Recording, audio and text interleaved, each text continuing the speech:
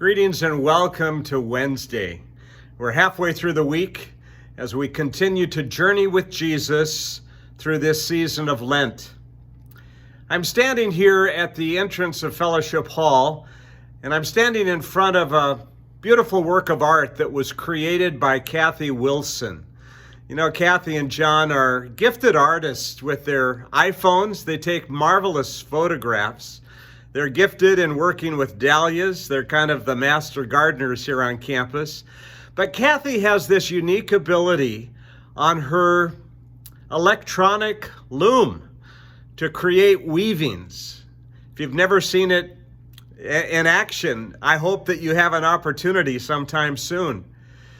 At our arts and crafts fair at time of the year when we, not during COVID, but hopefully this fall, we'll have an opportunity for residents to display their various arts and crafts, things that they create, talents and abilities, hobbies that they have that not many people know about.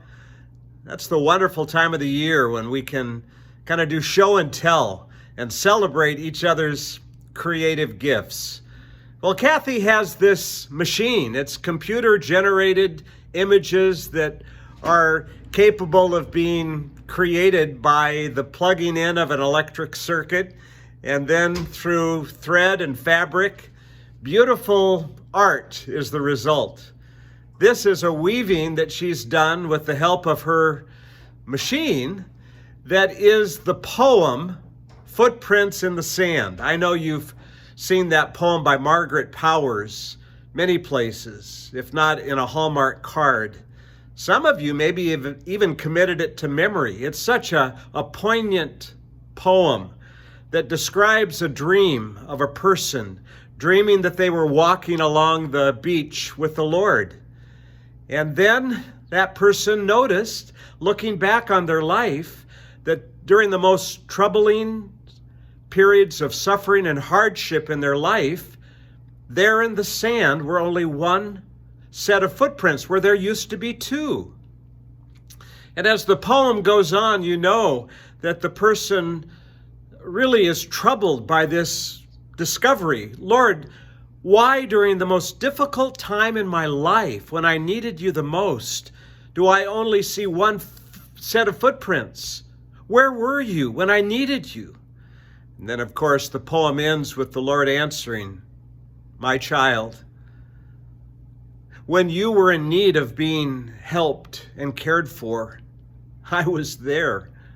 That's when I carried you. That's why you only see one set of footprints in the sand. Those aren't your footprints, those are mine. Wow. And I think many of us have experienced that poem in actuality in our lives. That during those hard times, that's when God carries us. He hasn't abandoned us.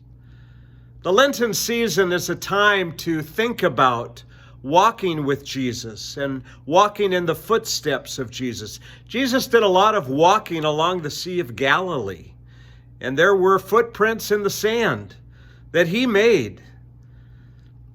You know, the shepherd psalm, David's psalm, Psalm 23. David wrote a lot of psalms, but we often refer to Psalm 23 as David's psalm, where he talks about, yea, though I walk through the valley of shadows. There's something that happens in Psalm 23 when David gets to that verse. The voice shifts. He no longer is referring to God in the third person, the Lord is my shepherd. He changes to the second person, you are there. When we go through the valley of shadows, through hardship and heartache, God has not removed himself from us. God is closer than ever before. And I think that's something that we should be mindful of as we take time through Bible reading, devotional reading, reading a book, taking on a discipline for Lent, to be reminded through our own heartache, suffering, and sorrows that God is carrying us and that we're not alone. Lord, as we think about walking along the sea with you, today I'm thinking of people in my life that I'm concerned about. And I need to be carried, Lord, by you, because I can't handle all of the issues and pressures of things happening to people I love, because they're on beyond my ability to control. Would you carry me? Would you carry my viewers as they acknowledge their need of your help today? This I pray in your precious name. Amen. Have a blessed day, and we'll talk tomorrow.